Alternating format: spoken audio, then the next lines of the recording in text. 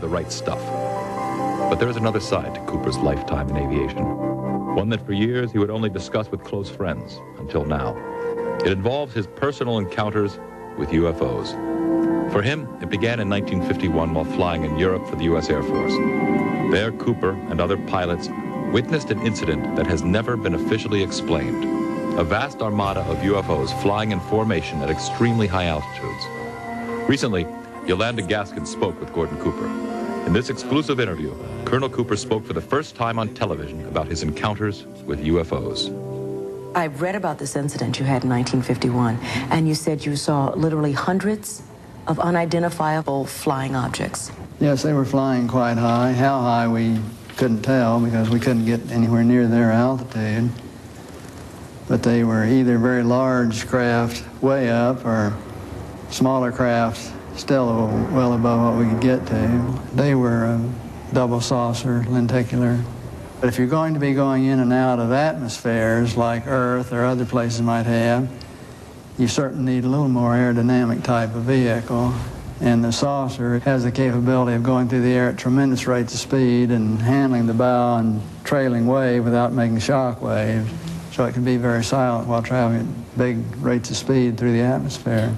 There is abundant evidence that we are being contacted, that civilizations have been visiting us for a very long time, that their appearance is bizarre from any kind of traditional materialistic Western point of view, that these visitors use the technologies of consciousness. They use toroids, they use co-rotating magnetic disks for their propulsion systems. That seems to be a common denominator of the UFO phenomenon and how they can work, manipulate time and space locally so that they can have their own anti-gravity propulsion and their own field of energy that's isolated, gravitational field, electro-gravitational field that's different. Ladies and gentlemen, good morning. My name is Wilfried de Brouwer. I'm a retired Major General of the Belgian Air Force, and I was Chief Operations in the Air Staff at the time that an exceptional UFO wave took place over Belgium. Indeed, during the evening of 29 November 1989, in a small area in eastern Belgium, approximately 140 UFO sightings were reported. Hundreds of people saw a majestic triangular craft with a span of approximately 120 feet, powerful beaming spotlights moving very slowly without making any significant noise, but in several cases accelerating to very high speeds. The following days and months, many more sightings would follow. I got 4 of them. Major sighting here. It is the most famous so-called UFO sighting in the world, the Phoenix Lights, and it happened right here in Arizona. Can you believe it's been 17 years? Hard to believe, and it seems like each year something new emerges. Tonight, a new witness describes why she and thousands of others never grabbed a camera that memorable night. Take a look at this. To this day, there are only 4 known videos that capture what happened in the sky over the Phoenix area on March 13, 1997. Each one shows the same thing, a pattern of lights that blink on for a few minutes, then disappear from the night sky, but not from our memories. Every witness describes it the same way. This is the biggest, this is like a mall flying over my home. Seriously, and then when it flew over, it had these beautiful, it had these lights in front, and then it was totally illuminated underneath like a yellowish amber, and it was a total rounded boomerang. But out of all those reports, not one person shot video of that craft. Not Sue or her 4 kids who watched it happen. All they have is her drawing. I didn't want to stop watching it, and then by the time I got out with a camera, it passed our house, and we kept watching it over our roof and going south, and by the time I had the camera, it shot off. I got 4 of them. Major sighting here. Tell us, Dr. Mitchell, exactly what the locals of Roswell told you, if you could remember specifics. On the mic. Yeah. The essence was that the Roswell event was an alien craft, that it was not of this planet. That's the essence. What they really told me was their particular, each one had some particular part of it, like a sheriff's deputy was controlling traffic but heard from what the other people what was going on. The family of the undertaker told about the small coffins that were created for the alien bodies. And my Air Force family friend said yes, he had heard the same thing from Major Brazel. Each one of them just told what their portion of the activity was all about. So putting it all together, the sum total was, yes, it was an alien spacecraft. Thank you. Okay. End of the question? Just had another question about Sure. Fellow astronauts talking to you about seeing space, UFOs in space. No, I have talked to all of the astronauts up through the Apollo program.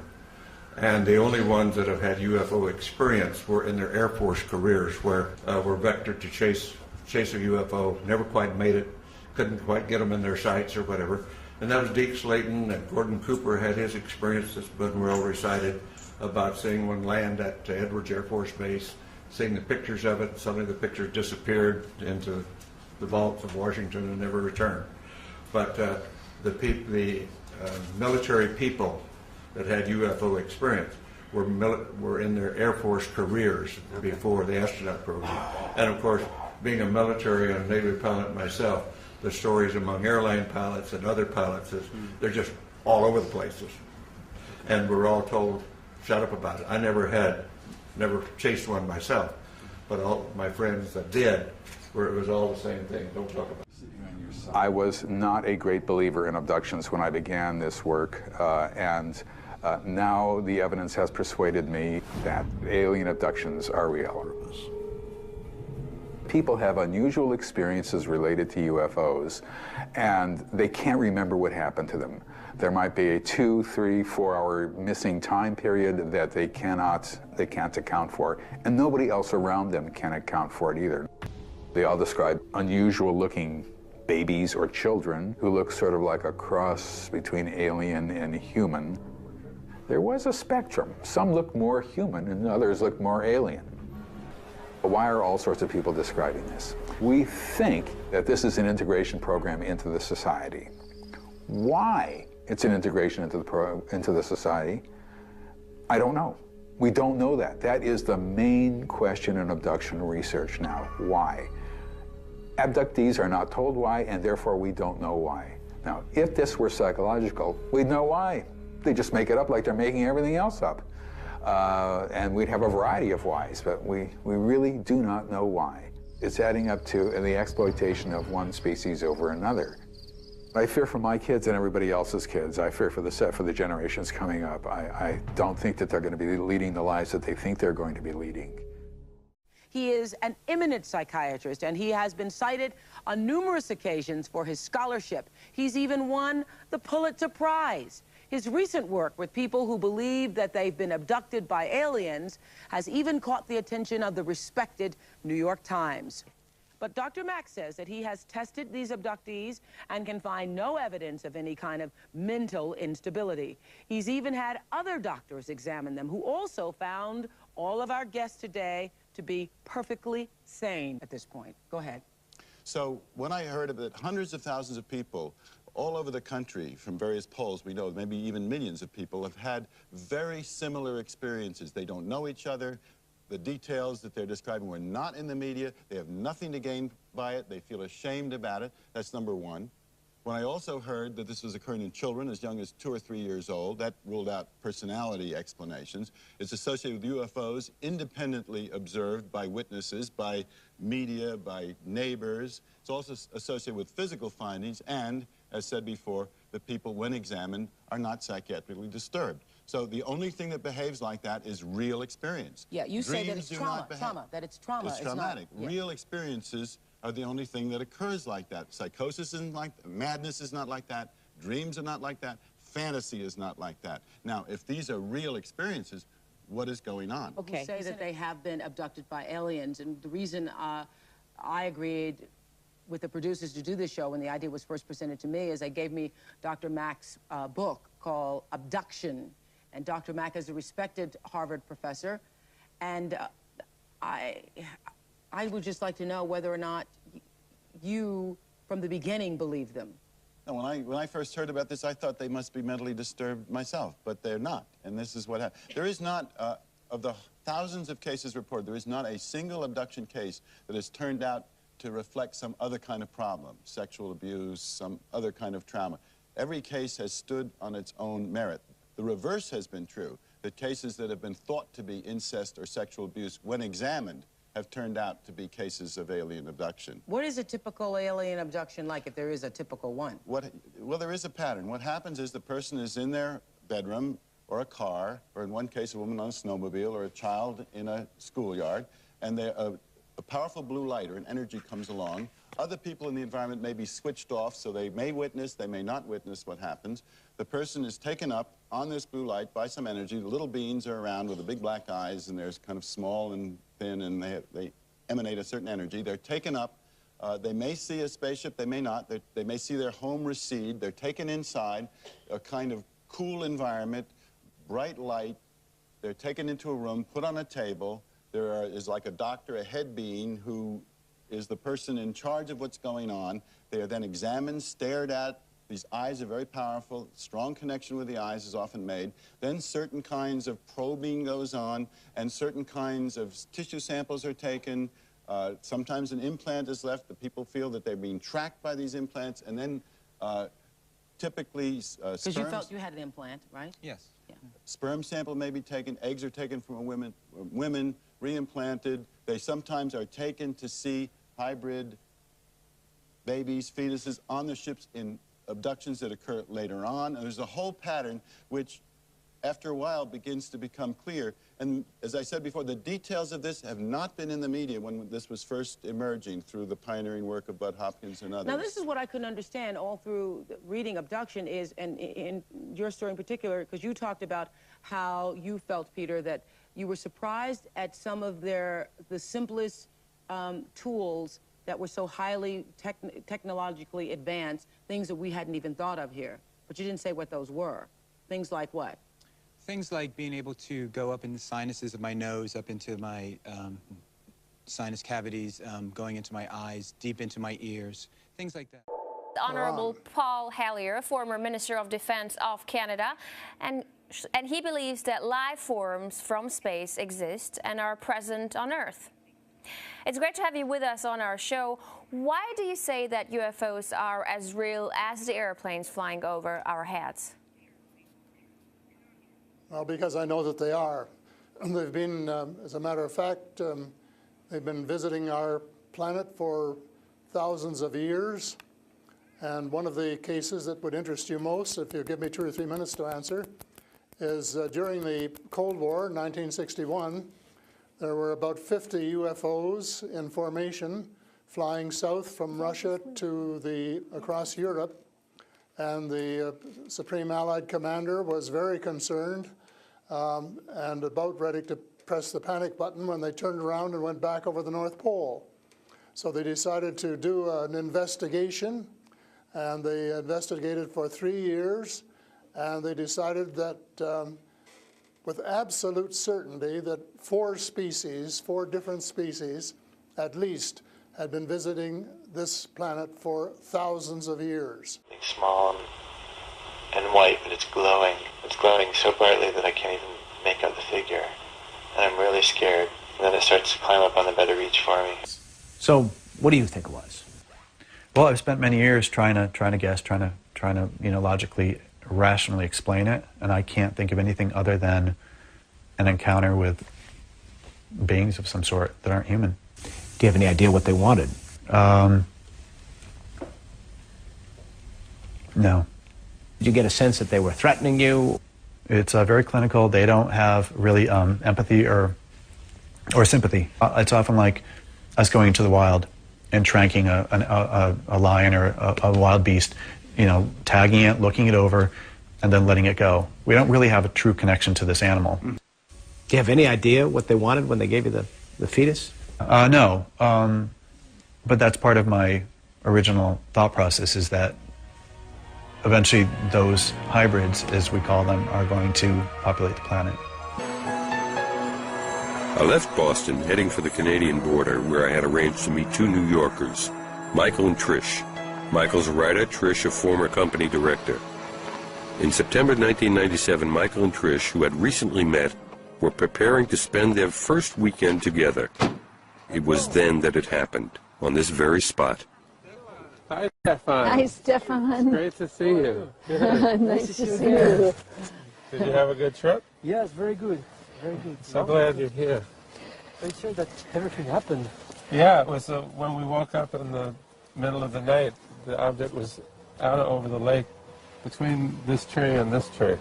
What kind of object was it? Well, I saw a large egg-shaped ellipse with a big light coming out of it. And from my view from the house, I didn't see the elliptical shape so much, but I saw this huge beam of light coming out 20, 30 feet high. Yeah. Michael had known for many years that he was an experiencer, while Trish had never heard of this phenomenon. That night, Michael found himself sitting on the foot of the bed with his eyes wide open, watching an extremely bright object outside, hovering over the lake. Shortly afterwards, Trish found herself at exactly the same place, while Michael had gone into the kitchen to observe the object. Neither of them have any recollection of what happened from the moment they went to bed to the moment they found themselves sitting on the foot of the bed. They both wanted to explore this mental blank individually through light hypnosis sessions with John Mack. These sessions would help them to remember the entire experience, and it turned out that their respective versions were virtually identical. Seeing the UFO was not the whole experience. It was only the end of a much longer experience. And so what we discovered was that between the time we went to sleep and the time we woke up, that we'd actually had an encounter. I recalled suddenly being higher than the bed. I was lying on the bed on my back, and my feet were, I could see my feet turning up a little like your feet would if you're lying down. The toes are up higher. And I could see them, and I was lying down, and I could feel that I was maybe a foot above the bed. And I was really interested in that.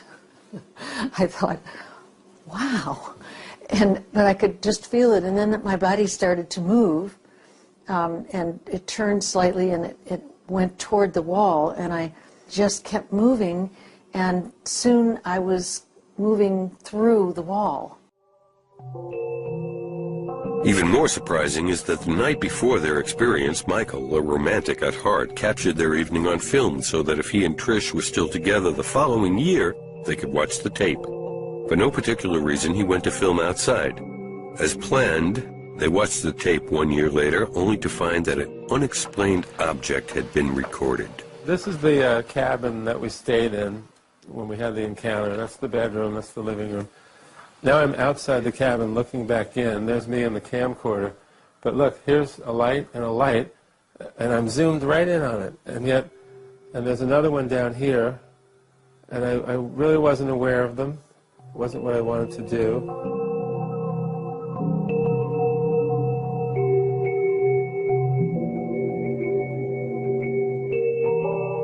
And the silent. See, it's completely silent. But now some geese come in. So you see that the camcorder is working.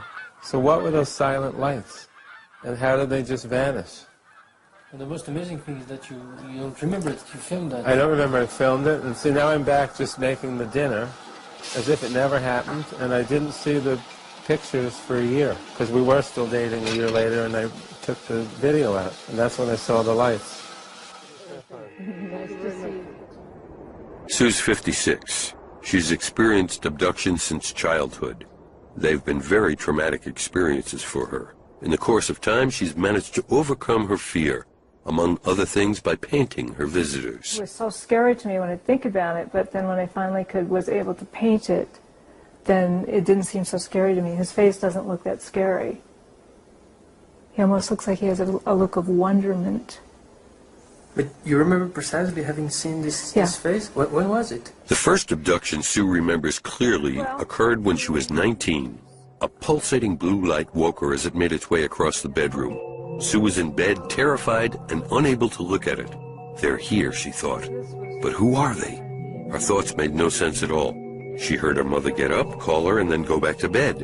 Terrified, Sue found the courage to turn around. It was then she noticed two small gray beings. Then she passed out. The next day, her mother confirmed that she did get up after hearing a noise in her daughter's room, but that some sort of a force compelled her to go back to bed. Gradually, Sue would come to realize that she'd been abducted since childhood, but simply didn't understand what was happening. That was really, when I was 19, was the first time that I remembered seeing these beings when I was a kid. Coming into the room and then waking up and finding them standing next to your bed and being terrified. And feeling that, I remember feeling that the world was just not a safe place, that there was nowhere that was safe, that no matter where I went or what I did, that they could find me, and that nobody could help me, nobody could stop it. It was really scary. Scary way to grow up. And so as I got older, that's what bothered me so much with my kids, was knowing that they were also being visited and there was nothing I could do about it. I was just trying to make some... David, Sue's husband, manages a construction company. A nature lover, he's preparing for retirement by turning part of their land into a Christmas tree farm. David gets up at dawn every morning. He's never been abducted himself, and he lived with Sue for over 30 years. The trees on the sides of the field are all old, a lot of them, and they're starting to fall, starting to fall on my Christmas trees and stuff. So I take them down, use them for firewood rather than letting them fall into the field. He's such a good boy. He's such a good boy. You have seen things yourself around here? Not so much seeing things, but being paralyzed. Oh, yeah. Held down, and where I can't move. It was involved with things that were going on with Sue, as near as I can tell, and I tried to get up, and I'd be paralyzed. I couldn't move. Do you remember what's happened then? Oh, I never can remember anything. Just before being paralyzed? Just the noises or something, or she was stirring and I was trying to get up and, to see what was going on. Might be obsessing, no? Well, yeah, I mean, it even happened, that happens here to me too. Seems like a heavy weight is holding me down. Yeah, just, holding me in bed, and I can't explain it, except I'm strong and I can't hold it back, and then I go to sleep or something, and when I wake up, it's okay. I knew I was in that craft, and it just freaked me out. What did it look like? You went out the door. What did it look like there when you left the door? Well, it was just there was a passageway. It was lit from above. Just the whole upper surface of the passageway was glowing faintly. It was dim. It was dimly lit everywhere. Even in there where the light fixture was over me on that table, it really wasn't all that bright. It was kind of a glow. Yeah, and kind of a non-directional, very soft, low kind of a light. If we were going to try to read by that light, it really, wouldn't be enough light. Okay. So it was dimly lit in there. Speaking of reading, that brings to mind, what about eyes? You hear so much frequently about. Well, when they came around and came towards me and I started striking out at them with this thing, they all stopped and they just stared at me there for an instant before they turned and left. And it was right then, that moment, in which they were all three just looking at me in a way that it was actually the focal point of the fears that I had in the whole aftermath of the experience was those eyes looking into me. Was it a stereo? Then I began to have a series of very bizarre accounts, but once again fitting patterns that people were saying, where they know that in the future they have a job to do. These are abductees. And the job is to stand on the corner, and when panicked people come by to tell them, it's okay, everything is all right, just keep moving this way, and they would practice that. And they would sort of do that, and they knew that in the future this is what they would have to do. And then I began to understand that what they were telling these abductees, what these beings were telling these abductees, is that ultimately this is an integration program into the society, not with gray aliens most likely, but with these hybrids who look quite human. What scared you? The noise. What noise? The noise that we heard in the air. You heard a noise in the air? What was it like?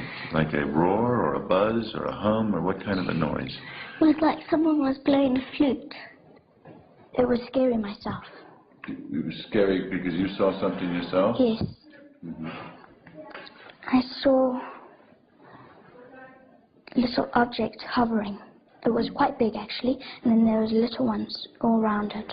We saw something silver, and then we quickly ran to the logs, and we saw a silver thing, and we saw a man standing next to it. What was it? What did it feel like when he was looking at you? I felt scared. It felt scary? What was scary about it? Well, I felt scared because I've never seen such a person like that before. Did you see the eyes? What did they look like? They were going like that. Where was the pointy part? Was the pointy part in here, or was the pointy part out there? Up there. And what was the feeling when you looked at the eyes? It was scary. Mm-hmm. And what was scary? Why? What made it scary? The eyes looked evil. Evil. Mm-hmm. And what was evil about them? Say what you mean by evil.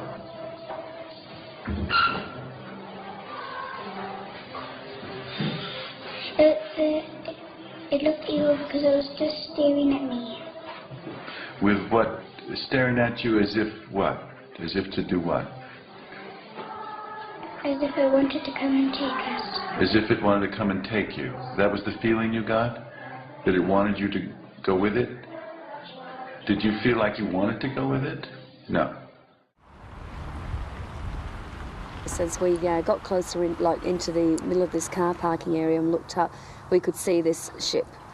Well, that's what you'd have to call it, because it was, definitely not an aeroplane, and it was something from definitely not this world, that's for sure.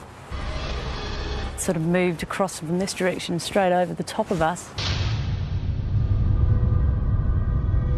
Being awesome, it's just something unbelievable.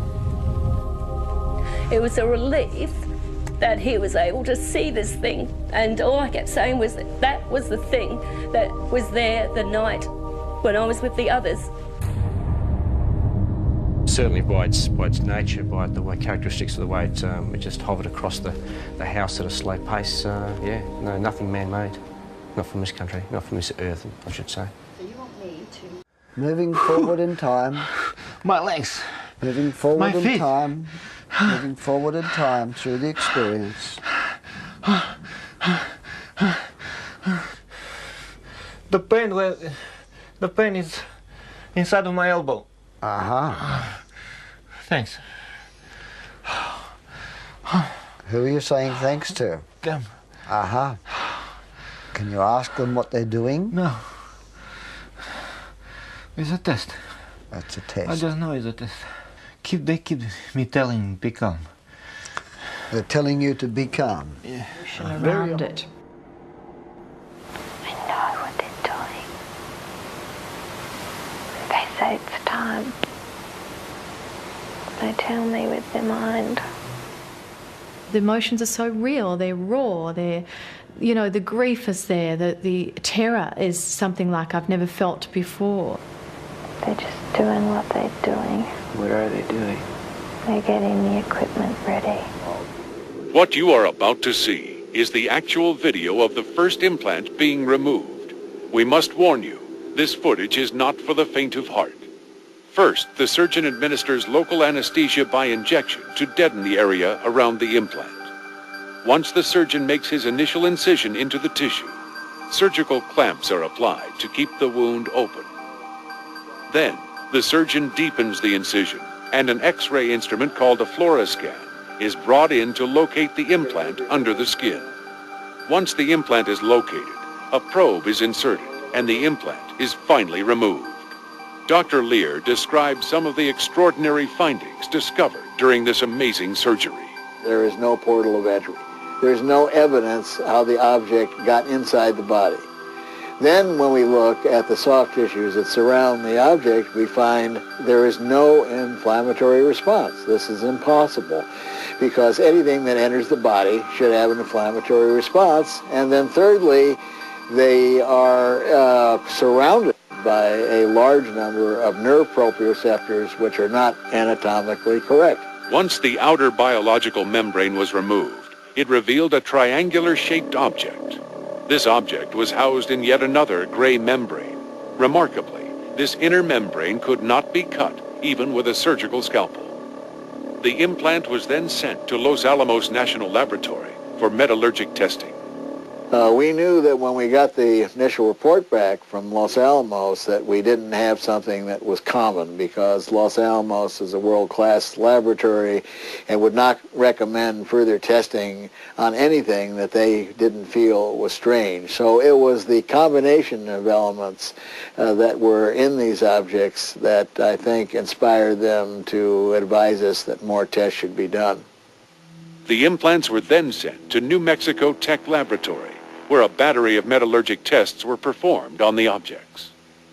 The theory that they put forth was that these were portions of meteorites. They did not know they were removed from the human body. Amazingly, the New Mexico Tech Lab report revealed that the elements in the implants were composed of meteorites so rare, only a few had ever been found. At this point, scanning electron microscope analysis was conducted on the implants. The results revealed the implants were manufactured and not naturally occurring meteorites. Amazingly, results showed the implants had been connected to the patient's nerve endings. The second set of tests following some of the tests that were run at New Mexico was run by University of California at San Diego. The laboratory results from the University of California at San Diego confirmed the earlier tests. Astonishingly, a portion of the metal analyzed in the implants was extraterrestrial and did not come from Earth. Fields. Let's see what happens. Okay. That noise is a very strong electromagnetic field.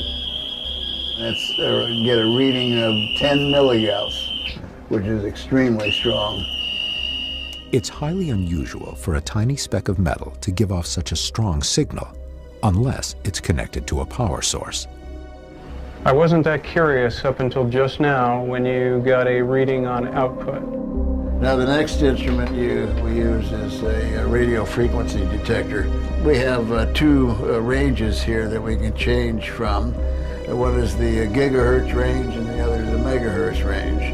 Dr. Lear is sweeping a wide range of possible radio frequencies, from the bottom of the megahertz range and continuing upward to the top of the gigahertz range. Megahertz is the wavelength used by television and FM radio stations. Gigahertz is much higher, used for microwave ovens and cell phones, among other applications. It is emitting a radio frequency. It looks to be like about 59.125254 gigahertz. This is the megahertz range now, which is a 35.893, and this is megahertz. The megahertz reading fell under a VHF band. The VHF band is used by satellite radio and terrestrial communication, which is used by the government as well as the consumers. Well, I think we've learned something today, and we'll wait for tomorrow to have it in our hand. Bill agreed to undergo hypnotic regression to fill in 4 hours of missing time. Hopefully this would answer his haunting questions. Who are they? What are they? Where are they from? It would take almost 4 minutes to get him under. What happened, Bill? Saw the object. What object did you see? The disc.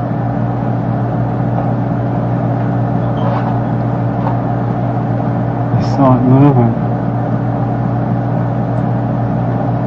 I pointed it out to my wife. Just relax. Relax. Stay where you are. Keep the program where it is. Just relax.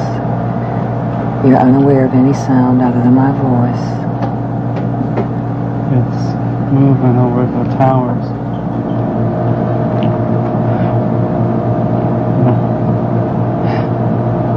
Oh God. Oh no. Calm down. Calm. Calm. When I put my hand on you, when I put my hand on you, you'll calm down. You're looking at a television set. You're looking at a television set. You're watching this on a television set. You are watching this story on a television set. Look at the television set. I'm running. Look at the television set. Describe what's happening on the television set. The object is leaving. It's going up. Look at that thing move. It's going in triangles. There it is again. You're watching it on a television set? It's going to the left. You're all right. Oh my God, where am I? Where's the tracks? Where's... Oh God, Patty! Bill, look at the television set. Look at the picture on the television set. Now look at the picture on the television set. Look. Look at the picture on the television set. You are... And it's maintained suppressed. By whom? To the... I don't know. By the way he said, Earth governmental powers. And that it was maintained suppressed. And they're just, you know, in the future, when the threat of abuse can be removed, then they'll try it again. When will it be? I don't know. I do know that they said that the objects would be continuing to be sighted. Sightings would increase. People would observe them in action, and that this was going on. It was going to keep going on.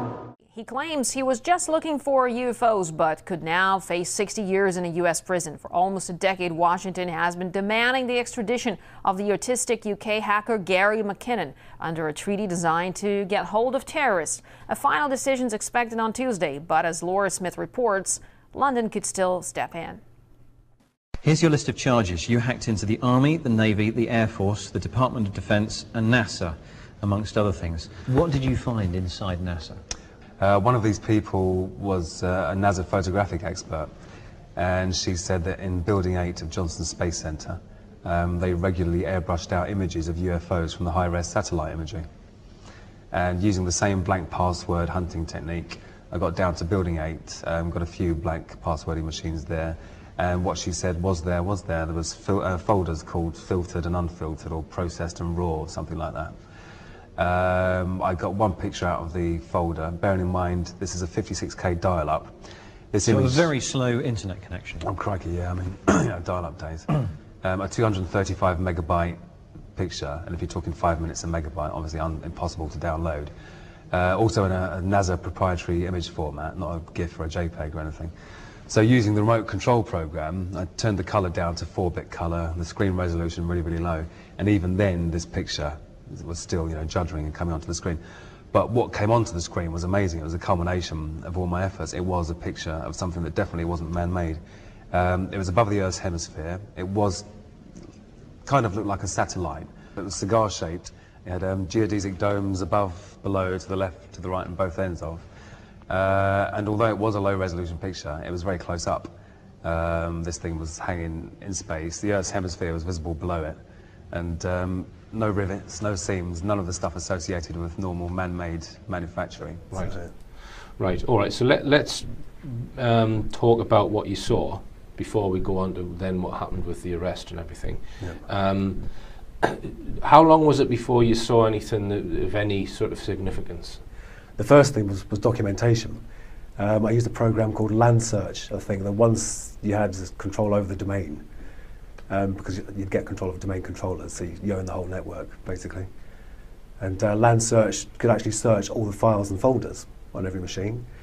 And obviously it's hard because things aren't going to be called secret UFO data.pdf, are they? So, but I'd scan and look for documents, etc., and I found an Excel spreadsheet that was actually called, or at least in the heading of the column, it said non-terrestrial officers. And I was like, my bloody God, that's just non-terrestrial officers. Non-terrestrial officers with ranks and names, and then a separate sheet with tabs for material transfer between ships.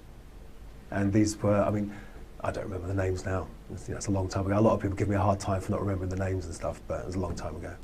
Right. But non-terrestrial officer thought, well, it must be, let's try and cut out all the possible conventional explanations first.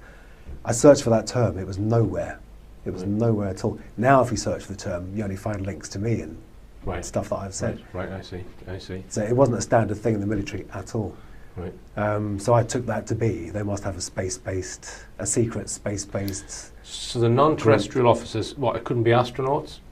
It could be. I mean, that's the thing. It's up to you how you interpret that, isn't it? Right. But these ships were called USS whatever and USS whatever. So they've started with USS. Yeah. So that implies Navy, and I think the Navy do a lot of space stuff. Right. The US Navy.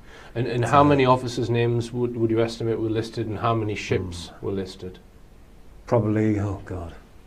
I think there was probably one screen full of officers' names. So what's that, 25 rows on an Excel spreadsheet? And these were low resolution days as well. So you're talking about 800 by 600 screens, not very big. But the ships was probably, I don't know, a third of the spreadsheet. So estimate how many different ship names you saw? Oh God, maybe 8, 10. 8 or 10. Yeah. And am I right in thinking that you then tried to search for those specific names? Oh yeah. Right, and didn't find a thing. Right, so you think that they could be classified... Not the names of the people, the names of the ships. Yeah, but they could be classified secret or top secret names of some sort of craft or ship. Yeah, obviously not public. Right. So. All right, Gary, well, we'll continue this after the break. It simply isn't true.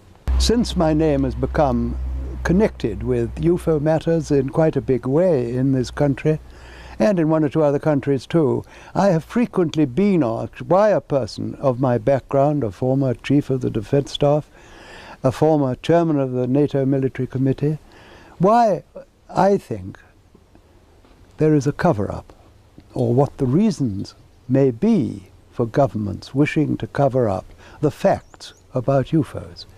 And a number of explanations have often been put forward, of which the most frequent and perhaps the most plausible is that the governments concerned, which are primarily that of the United States and that of my own country, believe that if they told the truth, which is that there are objects in our atmosphere which are technically miles in advance of anything that we can deploy, that we have no means of stopping them coming here, and that we have no defense against them should they be hostile, that I believe is because governments fear that if they did disclose those facts, people would panic.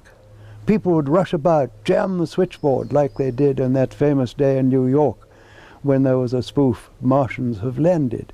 I keep, in my frustration sometimes, you know, actually, if you count some of the things going on in smaller countries and all, there have been about 114 wars since World War II. But I've often wondered, what if all of us in the world discovered that we were threatened by a power from outer space, from another planet? Wouldn't we all of a sudden find that we didn't have any differences between us at all?